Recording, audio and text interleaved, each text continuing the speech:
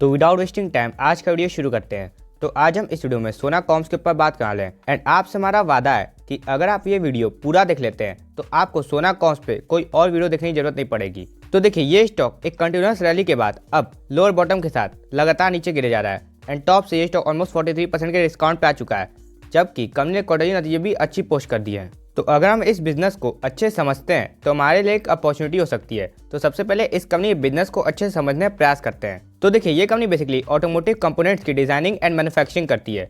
अब automotive components क्या होते हैं? तो ये वो पार्ट्स होते हैं जो अलग अलग व्हीकल्स में यूज किए जाते हैं। अगर हम आपको और सरल भाषा में समझाना प्रयास करें तो देखिए, हमारी बॉडी ऑर्गन्स के बिना वर्क नहीं कर सकती, मतलब कि हम चल फिर नहीं सकते। सेम उसी तरह व्हीकल्स अलग अलग पार्ट्स की वजह से चलते हैं। अगर उनमें वो पार्ट्स ना लगे हो तो वो नहीं चल सकते एंड ये कंपनी उन्हीं पार्ट्स की मैन्युफैक्चरिंग करती है। अब ये कंपनी बेसिकली ऑटो सेक्टर की प्रॉक्सी कंपनी है। प्रॉक्सी कंपनी मतलब अगर ऑटो सेक्टर ग्रो होगा तो इस कंपनी को उसका इनडायरेक्टली फायदा जरूर मिलेगा, क्योंकि इस कंपनी के पार्ट्स ऑटो कंपनी में यूज किए जाते हैं। तो उम्मीद है आपको इस कंपनी का बिजनेस अच्छे समझ में आ गया होगा। अब हम इस बिजनेस की कुछ स्ट्रेंथ्स एंड वीकनेसेस समझने का प्रयास करते हैं। तो देखिए, इस बिजनेस की फर्स्ट स्ट्रेंथ है इस कंपनी का इन्वेंट्री टर्नओवर रेशियो, जो कि 3.17 के आसपास है एंड जो इस इंडस्ट्री में सेकंड हाईएस्ट है। अब इन्वेंट्री टर्नओवर रेशियो क्या होता है? तो देखिए, इन्वेंट्री टर्नओवर रेशियो में ये बताता है कि एक साल में कंपनी की कितनी बार इन्वेंट्री खत्म हो रही है। इन्वेंट्री मतलब कि raw materials and finish goods. अब ये जितनी बार खत्म होते हैं यानी कि उतना अच्छा है कंपनी के लिए, जिससे हमें ये पता चल जाता है कि कंपनी के पास काम काज की कोई भी कमी नहीं है। एंड इस कंपनी का इन्वेंट्री टर्नओवर रेशियो इस इंडस्ट्री में सेकंड हाईएस्ट है, यानी कि इस कंपनी के पास इस समय काम काज की कोई कमी नहीं दिखने को मिल रही है।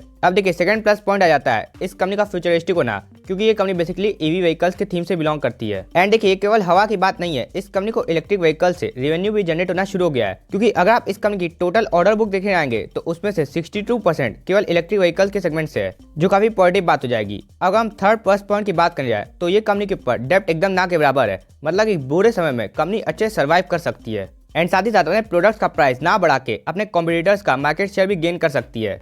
अब देखिए, अगर हम फोर्थ प्लस पॉइंट की बात करें जाए तो देखिए, ये कंपनी एक ग्रोथ कंपनी है, मतलब कि इस कंपनी में अगर हम पैसा इन्वेस्ट करेंगे तो लॉन्ग टर्म में आप पैसा काफी अच्छी रेट से ग्रो कर सकता है। क्योंकि अगर आप इस कंपनी की 5 साल की सेल्स एंड प्रॉफिट ग्रोथ देखने जाएंगे तो 31 एंड 50% से हजार की है, जो लॉन्ग टर्म में काफी बेहतरीन ग्रोथ में आ जाएगी। तो देखिए, ये तो हो गए इस कंपनी के कुछ स्ट्रेंथ्स। अगर हम इस कंपनी के कुछ वीकनेसेस की बात करें जिनकी वजह से ये स्टॉक में इतनी गिरावट देखने को मिल रही है, तो देखिए, इस कंपनी की फर्स्ट वीकनेस है इस कंपनी का एक्सपोर्ट ड्रिवन होना, क्योंकि इस कंपनी को एक्सपोर्ट से ही केवल 75% का रेवेन्यू आता है, जिसमें भी basically north America, Europe and China से ही केवल 70% के आसपास का रेवेन्यू आता है। एंड इन तीनों जगह आप देख रहे हैं कि हालात वर्ष से वर्षन होते जा रहे हैं इन्फ्लेशन, महंगाई की वजह से। यानी कि देखिए, इंडिया जैसे इमर्जिंग मार्केट में लिस्टेड होने के बाद भी अगर इंडिया में ग्रोथ आती है तो हो सकता है कि इस कंपनी ग्रोथ ना आए, क्योंकि ये कंपनी बाहर के मार्केट पर डिपेंडेंट है। अब सेकंड नेगेटिव पॉइंट हो जाता है इस कंपनी का ऑटो सेक्टर से ताल्लुकात रखना, क्योंकि ऑटो सेक्टर एक सिग्निकल सेक्टर है। यहाँ पे कभी डिमांड बढ़ जाती है तो घट जाती है एंड अभी ऑटो सेक्टर में डिमांड घटी हुई है, जिसकी वजह से इस स्टॉक में नेगेटिव सेंटीमेंट्स क्रिएट हो रहे हैं। अब अगर हम थर्ड नेगेटिव पॉइंट की बात करें जाए तो देखिए, वो है इस कंपनी की वैल्यूएशन। अगर हम आपको बता दें कि इतनी गिरावट के बाद भी अभी भी ये स्टॉक महंगा है तो आपको विश्वास नहीं होगा, लेकिन ऐसा ही है। क्योंकि अगर आप इस कंपनी का पी रेशियो देखने आएंगे तो इस समय 73 के आसपास है, जिसके हिसाब से स्टॉक काफी महंगा लगता है। वहीं बहुत लोग कह सकते हैं कि ये कंपनी ग्रोथ कंपनी है तो इस कंपनी को हाई पी मिलना चाहिए। तो अगर आप इस कंपनी का पीजी रेशियो देखने आएंगे जो कि किसी कंपनी के पी को उस कंपनी की ग्रोथ के साथ कंपेयर करता है, तो इस कंपनी का पीजी रेशियो 1.4 टाइम्स है इतनी गिरावट के बावजूद, यानी कि ग्रोथ के मुकाबले इस कंपनी को 1.4 टाइम्स ज्यादा पी मिल रखा है। तो at the current market price अभी भी ये स्टॉक थोड़ा महंगा है। एंड साथ ही साथ अगर आप इस इंडस्ट्री का ही पी देखने आएंगे तो केवल 17 के आसपास है, जिसके हिसाब से भी ये स्टॉक काफी महंगा है। तो हर लिहाज में 43% की गिरावट के बावजूद भी ये स्टॉक इस समय काफी महंगा है। अब अगर हम फोर्थ नेगेटिव पॉइंट की बात करें जाए जिसकी वजह से इस स्टॉक में इतनी ज्यादा गिरावट देखने को मिली है, वो है इस कंपनी के प्रमोटर्स का ही अपनी कंपनी से स्टेक कम करना। क्योंकि हाल ही में कंपनी के प्रमोटर्स ने ऑलमोस्ट 20% स्टेक इस कंपनी से कम किया है। तो अगर आप इस पॉइंट को देखने जाएंगे तो आपको लगेगा कि हमें इस कंपनी कभी इन्वेस्टमेंट ही नहीं करनी चाहिए, लेकिन आपको समझना चाहिए कि प्रमोटर्स भी दो तरह के हो सकते हैं। एक तो जो कंपनी को अपना दिमाग लगा के खड़ा करते हैं एंड दूसरे वो जो कंपनी को अर्ली स्टेज में जब वो स्टार्टअप रहती है तब उसमें इन्वेस्ट करते हैं। तो आपको समझना चाहिए कि कौन सा प्रमोटर कंपनी से एग्जिट ले रहा है, जो अपना दिमाग लगा के कंपनी को खड़ा किया है कि जो कंपनी में इन्वेस्ट किया है। तो देखिए, हम आपको राहत की बात बता दें कि ब्लैकस्टोन नाम की कंपनी ने इस कंपनी से अपना स्टेक ट्रिम किया है, जो कि एक फॉरेन कंपनी है जो कि अलग अलग कंपनीज में इन्वेस्ट करती है, जिसकी वजह से इस स्टॉक में इतनी गिरावट देखने को मिल रही है। अब देखिए, ये नेगेटिव बात क्यों नहीं है, क्योंकि देखिए, ब्लैकस्टोन जैसी कंपनीज अलग अलग कंपनीज में नीचे के भाव पे इन्वेस्ट कर देती है एंड जब उनको ऊपर के भाव पे अच्छा प्रॉफिट मिल रहा होता है तो वो अपना कुछ परसेंट स्टेक उस कंपनी से खाली करके प्रॉफिट बुकिंग कर लेती है, जिसकी वजह से इस स्टॉक में इतनी गिरावट देखने को मिल रही है। तो पिछले कुछ मिनट में हमने समझ लिया इस कंपनी का बिजनेस क्या है एंड इस कंपनी के बिजनेस में क्या स्ट्रेंथ्स हैं एंड क्या वीकनेसेस हैं। तो अब जानने का प्रयास करते हैं, अगर हमें इस कंपनी में इन्वेस्ट करना है तो किस प्राइस के आसपास इन्वेस्ट करना है। तो देखिए पिछले कुछ समय से ये स्टॉक अभी फॉलिंग नाइफ बना हुआ है, मतलब कि ये स्टॉक कहीं भी सपोर्ट नहीं ले रहा है। तो ऐसे हालातों में हमें इस कंपनी में इन्वेस्ट नहीं करना चाहिए। तो इसीलिए करंट मार्केट प्राइस के आसपास हमें इस कंपनी में इन्वेस्ट नहीं करना चाहिए, हमें थोड़ा वेट करना चाहिए। देखिए इस स्टॉक का एक नियर टर्म सपोर्ट 400 के आसपास आ रहा है, जहाँ पे ये स्टॉक यहाँ पे लास्ट बार एक बार सपोर्ट लिया था। तो क्या हमें 400 के आसपास इस कंपनी में इन्वेस्ट करना चाहिए? जी नहीं, हमें देखना चाहिए कि क्या 400 के आसपास जब ये स्टॉक आ रहा है तो वहाँ पे स्टॉक थोड़ा दिन कंसोलिडेट कर रहा है। कंसोलिडेशन का मतलब कि वहाँ पे स्टॉक सपोर्ट ले रहा है। अगर ऐसा स्टॉक कर रहा है तो हम थोड़ी मोड़ी इन्वेस्टमेंट इस स्टॉक में कर सकते हैं। अब देखिए थोड़ी मोड़ी हमने क्यों कहा, भर के हमें अभी भी इस कंपनी में इन्वेस्टमेंट नहीं करनी है, क्योंकि अभी भी इस कंपनी की वैल्यूएशंस काफी हाई हैं। एंड मान लीजिए बाय चांस ये 400 का सपोर्ट भी टूट जाता है तो फिर हमें 333 के सपोर्ट के आसपास इन्वेस्टमेंट करनी है, जहाँ पे इस स्टॉक का लास्ट सपोर्ट है। एंड मान लीजिए आपने ऊपर के लेवल पे इन्वेस्टमेंट कर दिए तो आपको क्या करना चाहिए?